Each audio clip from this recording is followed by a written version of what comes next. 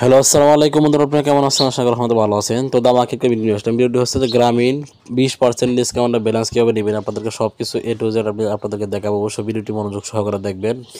তো ভিডিওটি শুরু করে দিব। শুরু করার আগে আমি আপনাদেরকে রিকোয়েস্ট করবো, যারা আমাদের চ্যানেলটি সাবস্ক্রাইব করেন না, অবশ্যই সাবস্ক্রাইব করে পাশে থেকে বেল আইকনটা অন করে দিন। তো বন্ধুরা দেখেন, এটা আমাদের কিশোরগঞ্জ বাজার রিটেলার গ্রুপ। তো এখানে যারা অ্যাড হন, আমাদের হোয়াটসঅ্যাপ নাম্বার নক দিবেন, ইনশাল্লাহ কিছু ডকুমেন্টস নিয়ে কিন্তু আপনাদেরকে অ্যাড করে দেওয়া হবে। তো কীভাবে ডিসকাউন্ট ব্যালেন্সটা নেবেন, অবশ্যই ভিডিওটি মনোযোগ সহকারে দেখতে হবে।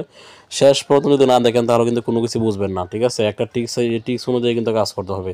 তো দেখেন, এই যে মাই জিবি অ্যাপসের ভিতরে চলে যাবো। মাই জিবি অ্যাপসের ভিতরে যাওয়ার পরে আমরা যে কাজটা করতে হবে, আমি কিন্তু একটু তাড়াহুড়া করে করতেছি যাতে একটু সময় কম লাগে আপনাদের জন্য। তো দেখেন, মাই জিবি অ্যাপসে চলে আসার পর আমাদের যে কাজটা করতে হবে, একটু নিচে চলে যেতে হবে। আস্তে আস্তে নিচে চলে যাব। তো আস্তে আস্তে নিচে যাওয়ার পরে দেখেন, একটু নিচে চলে যাচ্ছি। তো নিচে যাওয়ার পরে এখানে দেখেন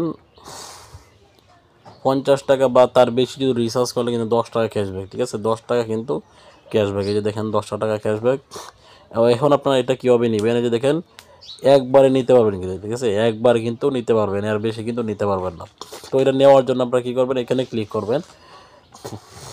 এখানে ক্লিক করার পরে আপনার এখানে 50 টাকা অ্যামাউন্ট লিখতে হবে, ঠিক আছে? যেখানে 50 টাকা আপনার যে নাম্বারে নেবেন, এই নাম্বারে কিন্তু আপনি এই যে নিজ যে নাম্বারটা আছে ওই নাম্বারে কিন্তু নিতে হবে, ঠিক আছে? এখন আপনি 50 টাকা কিন্তু অ্যামাউন্ট লিখতে হবে, ঠিক আছে? যে দেখেন 50 টাকা, দেখেন 50 টাকা অ্যামাউন্ট লেখার পরে দেখেন নিচে দেখেন কন্টিনিউ লেখা আছে, দেখেন কন্টিনিউ। এই কন্টিনিউর মধ্যে ক্লিক করব, ঠিক আছে? কন্টিনিউ ক্লিক করার পরে দেখেন এখানে ক্যাশব্যাক আছে, দেখেন এই যে দেখেন ক্যাশব্যাক আছে 10 টাকা, ঠিক আছে? এই যে দেখেন 10 টাকা কিন্তু ক্যাশব্যাক, 50 টাকা রিচার্জ করতেছি। এখন আপনি বিকাশ, যে দেখেন নগদ, এই যে দেখেন বিকাশ নগদ আপনার মন মতো কিন্তু আপনি সিলেক্ট করতে পারবেন, ঠিক আছে? কিন্তু নগদে আপনি যদি সিলেক্ট করেন, নগদে সিলেক্ট করতে পারবেন। আপনি বিকাশে সিলেক্ট করলে বিকাশ সিলেক্ট করতে পারবেন। তো এখানে নগদ বিকাশ সিলেক্ট করার পরে,